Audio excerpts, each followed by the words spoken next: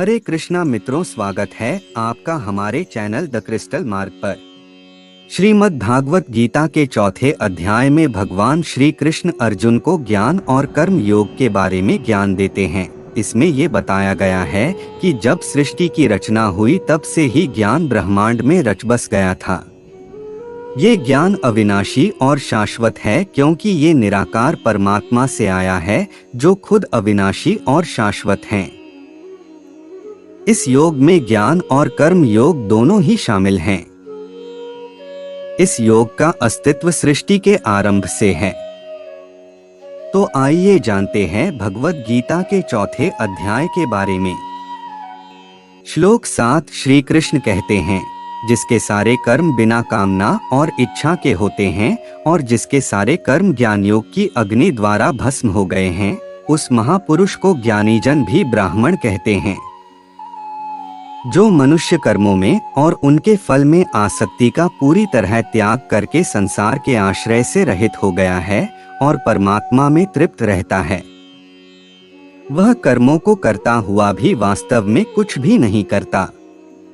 जिसने मन और इंद्रियों सहित शरीर को जीता हुआ है और जिसने समस्त भोगों का परित्याग कर दिया है, ऐसा आशारहित मनुष्य केवल शरीर संबंधी कर्म करता हुआ भी पापों को प्राप्त नहीं होता, जो बिना इच्छा के अपने आप मिल जाने वाले फल से संतुष्ट रहता है।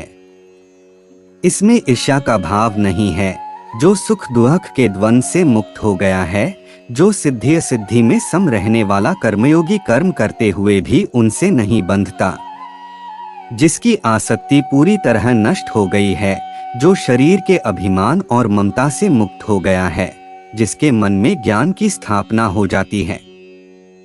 जो अकेले त्याग के लिए कर्म करता है, उसके कर्म दिव्य कर्म बन जाते हैं, वो आम नहीं रहते। अर्थ श्री कृष्ण का कहना है कि वह मनुष्य संत है जिनकी बाहरी दुनिया में कोई भी कामनाएं नहीं होती और ना ही वे विचार आते हैं जो इच्छाओं को जन्म देने का कारण बनते हैं। जब कोई समाज में इस तरह कर्मों को करता है तो वो वास्तव में कोई कर्म नहीं करता, क्योंकि वह आत्मज्ञान के माध्यम से कर्म और अकर्म के बारे में सच्चाई जान जाता है। आत्मज्ञान एक ऐसी अग्नि है जो सभी प्रकार के कर्मों को शुद्ध कर कर्म के बंधन से मनुष्य को मुक्त करती है। यहाँ तक कि जब कोई मनुष्य इस भाव से दुनिया में कर्म करता है तो वह केवल भगवान की इच्छा मानकर कर रहा होता है, न कि अपनी इच्छा मानकर। मनुष्य संसार की चीजों को इकट्ठा कर उस पर आश्रित हो जाता है। संसार की चीजें मनुष्य को संतुष्ट या तृप्त नहीं कर सकती, क्योंकि सब कुछ समय के साथ बदल जाता है। इन चीजों का साथ छूट जाता है। इसलिए मनुष्य को अपने अंदर उस आत्म भाव में आश्रय लेना चाहिए, क्योंकि वो कभी उसका साथ नहीं छोड़ता। बाहर की चीजें मनुष्य को अंदर से तृप्त नहीं कर सकती, इसलिए उससे जुड़ो जो लगातार तुम्हारे साथ बना रहता है। बाहर किसी पर नहीं बल्कि खुद पर डिपेंडेंट रहो, खुद को अंदर से मजबूत करो। जब एक मनुष्य पूरी तरह से इच्छा का त्याग कर अपने शरीर और मन को कंट्रोल में कर लेता है और अपनी इकट्ठा की हुई सभी चीजों को त्याग कर देता है, उसका अहंकार खत्म हो जाता है। जब अहंकार खत्म हो जाता है तो कर्म उसके मन और बुद्धि पर कोई प्रभाव और इम्प्रेशन नहीं छोड़ते, इसलिए वो किसी फल को जन्म नहीं देते।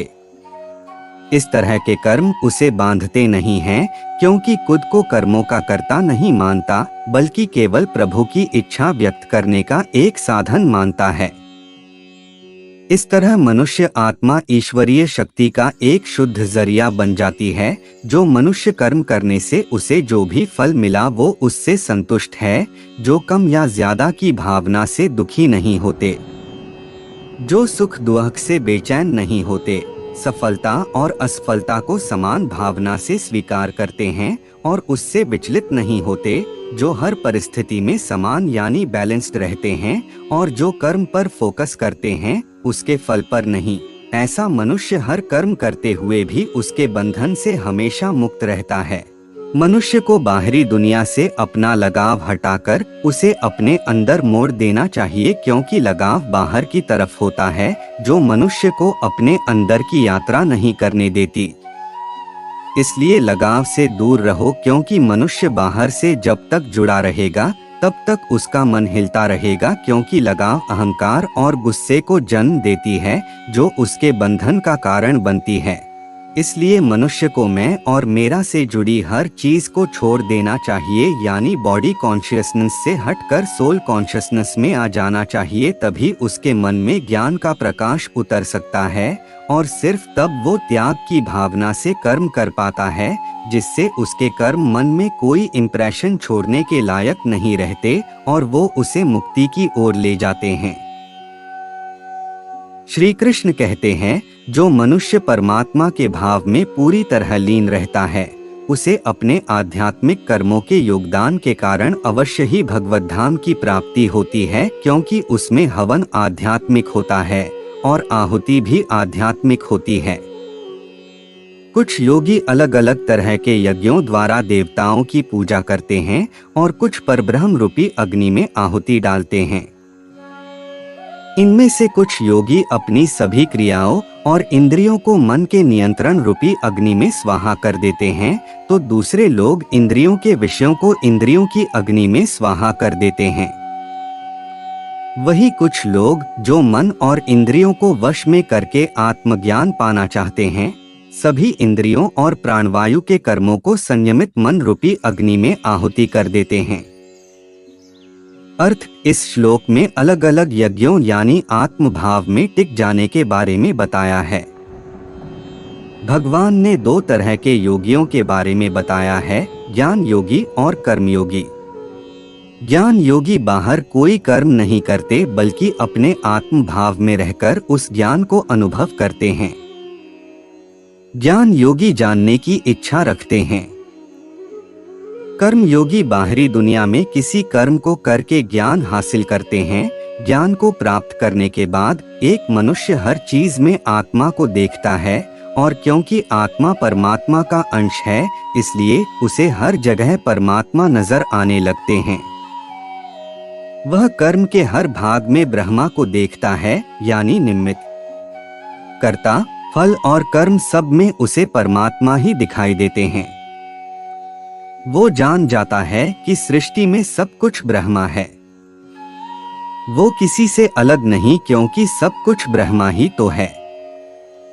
एक नासमझ खुद को कर्ता मानता है, लेकिन ज्ञानी के लिए सब कुछ ब्रह्मा है। ब्रह्मा का ज्ञान सभी द्वंद्वों को दूर कर देता है। इसलिए ब्रह्मा को जानने वाले द्वारा किए गए कर्म उसे बांध नहीं सकते। देव यज्ञ, कुछ लोग किसी विशेष देवता की कृपा पाने के लिए उनकी पूजा करते हैं, यानी वो भगवान की पूजा द्वारा परमात्मा तक पहुंचना चाहते हैं। भगवान यानी पॉजिटिव एनर्जी पूजा करते करते उनका मन पवित्र होने लगता है, जिससे वो आत्म भाव में टिकने लायक हो जाते हैं। ब्रह्मा योग, इसमें मनुष्य अपना मन, विचार, इच्छाएं आदि सब परमात्मा में लगा देता है।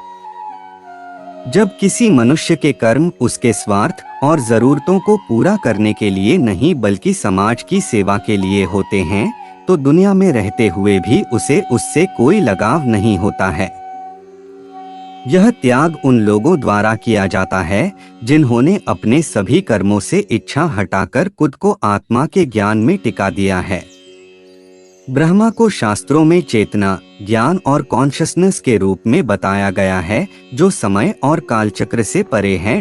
संयम की अग्नि में सुनने की शक्ति और इंद्रियों की आहुति देना यानी सेंस ऑर्गन्स को कंट्रोल करना। कुछ मनुष्य इंद्रियों को आत्मनियंत्रण, कंट्रोल की आग में अर्पित करते हैं ताकि इंद्रियों की ताकत कम हो जाए और वो अपने अंदर की शांति महसूस कर सकें।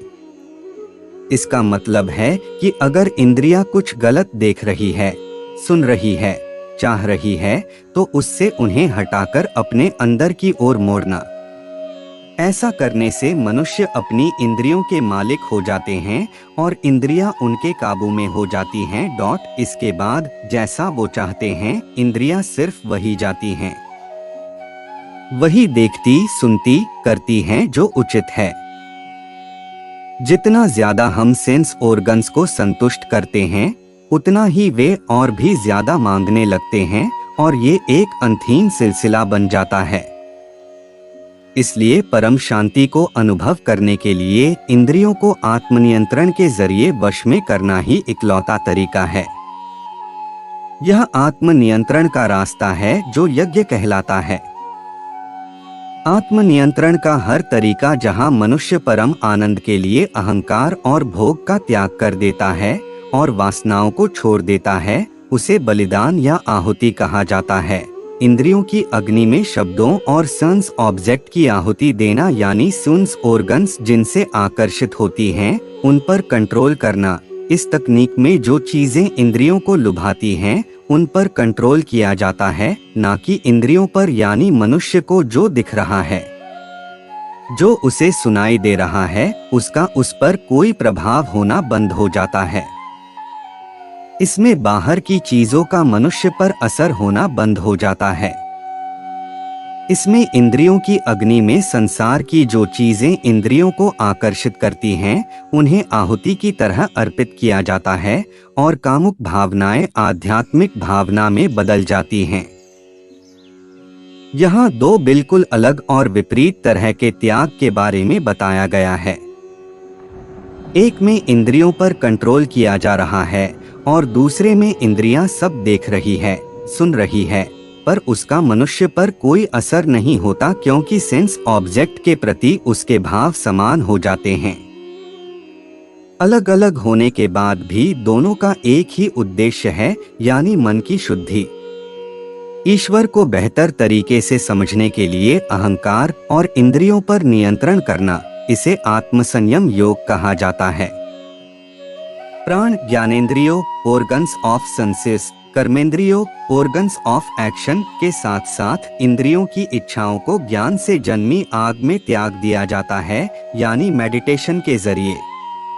यहाँ बताया गया है कि सभी गतिविधियों एक्टिविटी से मन हटाकर मनुष्य मन को आत्मा पर लगाता है।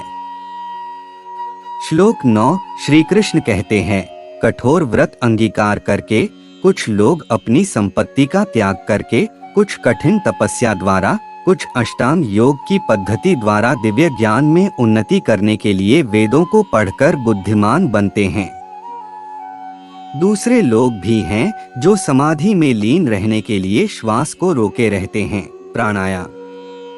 कुछ योगी कम भोजन करके प्राण की प्राण में आहुति देते हैं।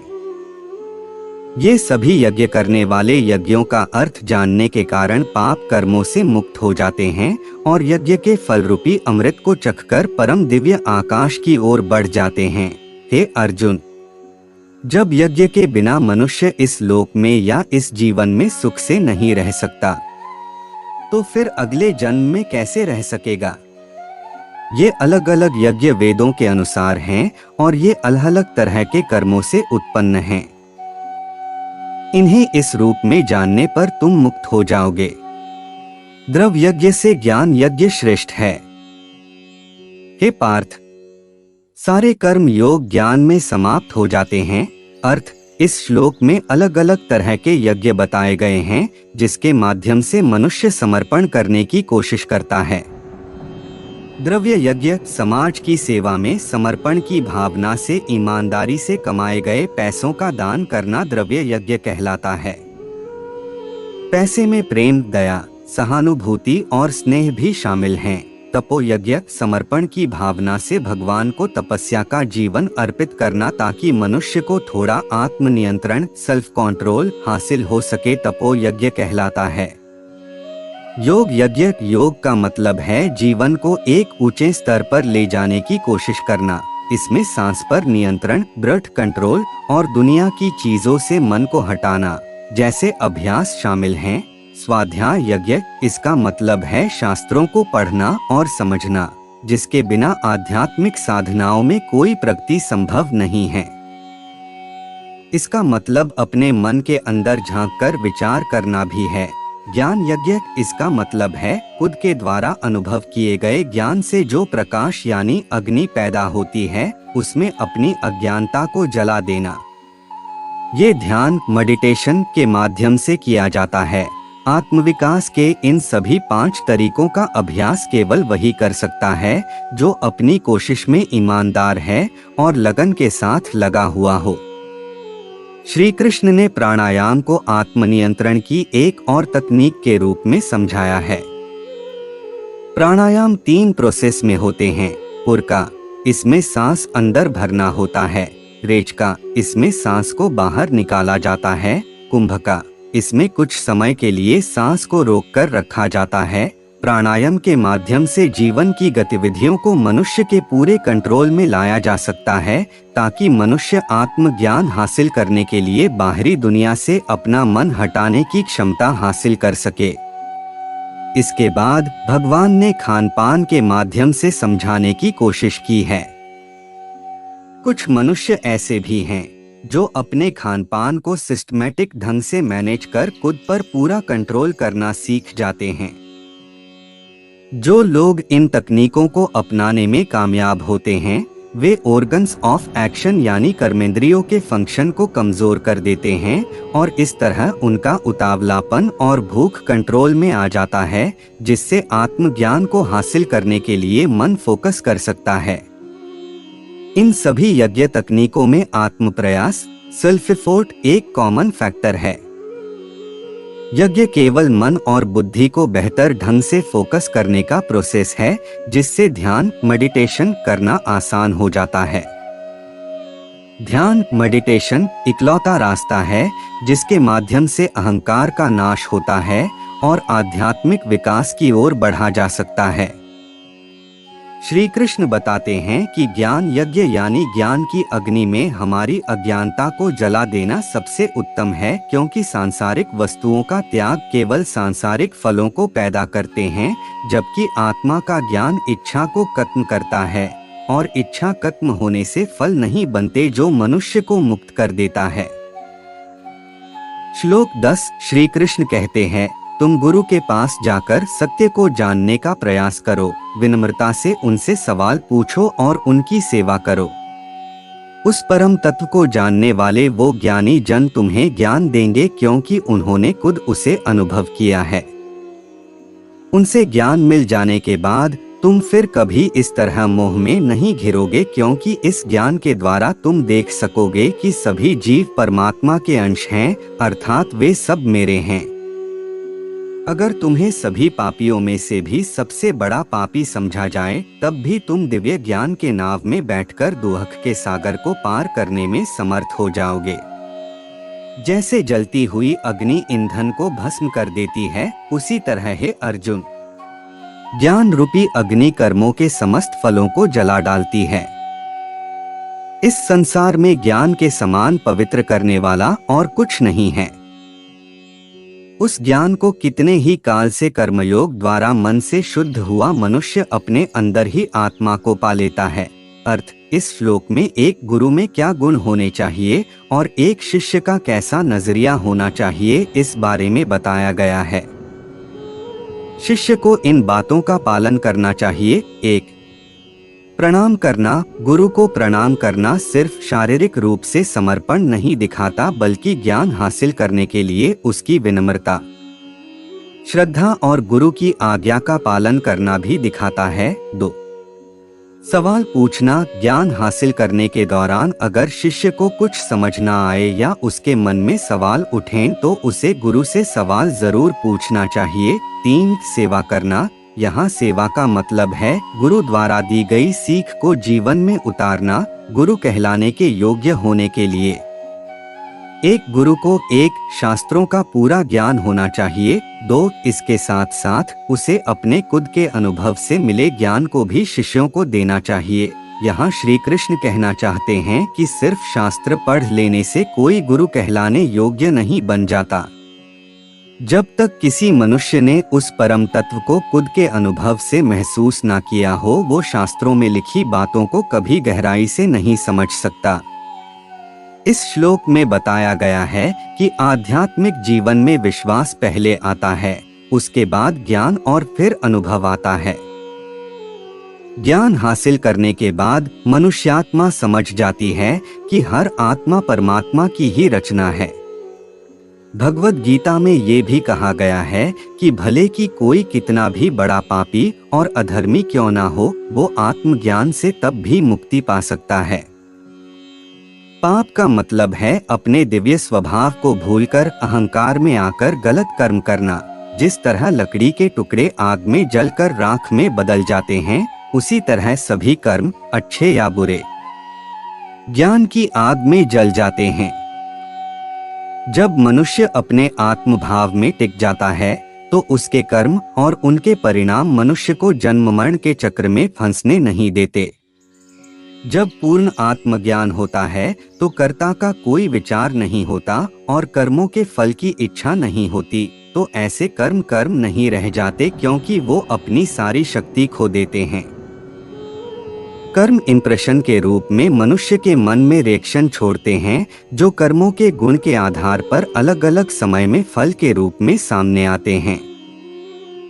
इस तरह कर्म 3 प्रकार के होते हैं। 1. संचित कर्म, यानी मनुष्यात्मा ने अब तक जितने भी कर्म किए, अच्छे या बुरे, और जिनका फल भविष्य में मिलेगा, जब उन सभी को इकट्ठा किया जाता है तो उसे संचित कर्म कहते हैं।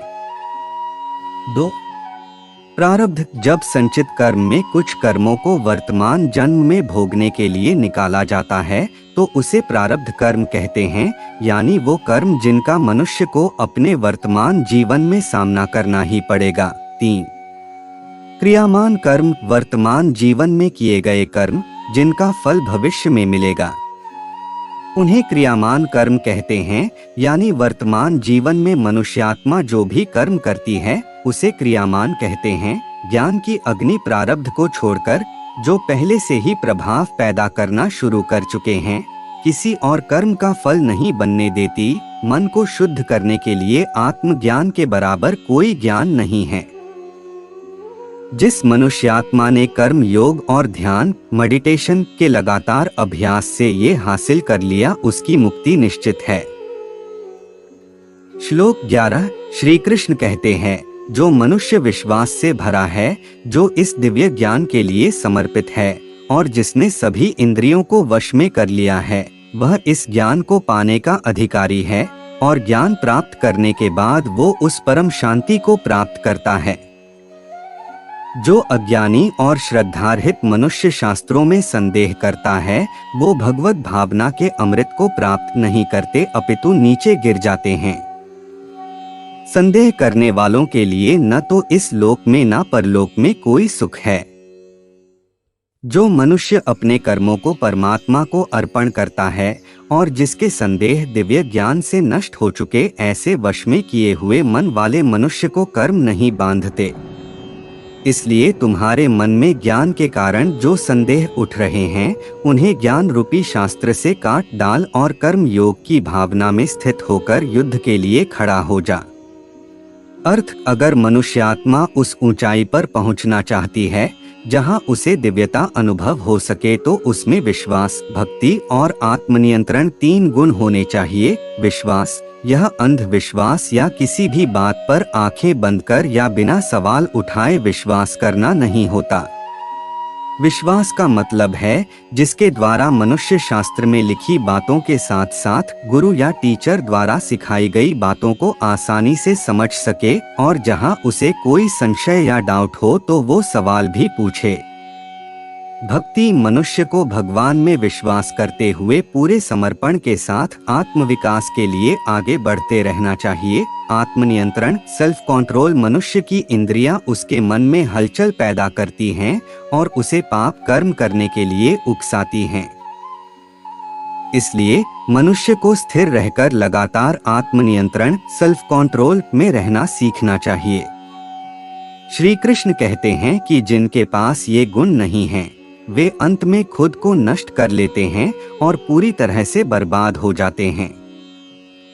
वह जिसे अपने असली स्वरूप यानी आत्मा का कोई ज्ञान नहीं है, जिसे शास्त्रों में अपने गुरु की दी हुई सीख में कोई विश्वास नहीं है, और जो संदेह करता है वो इस संदेह के कारण इस दुनिया का आनंद लेने में विफल हो जाता है। जो दूसरों के बारे में, उनके आसपास की चीजों के बारे में, दूसरी दुनिया के बारे में अनगिनत संदेह रखते हैं, उन्हें कहीं भी खुशी नहीं मिलती, न इस लोक में और न ही परलोक में। जो कर्म अहंकार और स्वार्थी इच्छाओं के लिए किए जाते हैं, वो मनुष्यात्मा के चित्त में छाप छोड़ देते हैं और उन्हें उसके फल से बांध देते हैं।